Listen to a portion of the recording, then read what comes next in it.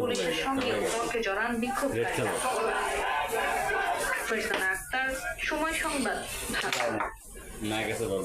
শিক্ষার্থীদের সঙ্গে আলোচনা করে কোন প্রক্রিয়ায় করা হয়েছে তা নিয়ে প্রশ্ন তুলেছে বৈষম্য বিরোধী ছাত্র আন্দোলন। বুধবার সমন্বয়ক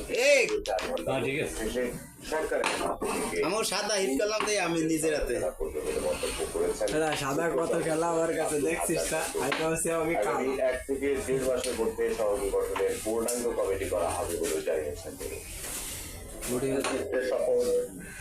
নানা ঘটনা প্রবাহে জুলাই অভ্যুত্থানের ফসল ডক্টর ইউনূসের নেতৃত্বে অন্তর্বর্তীকালীন সরকার 10 নভেম্বর সরকারের কলেবর বাড়িয়ে নেওয়া হয়েছে নতুন 3 উপদেষ্টা। 3 জনের মধ্যে নতুন 2 উপদেষ্টা নিয়োগের বিরোধিতা করছে বৈষম্য বিরোধী ছাত্র আন্দোলন।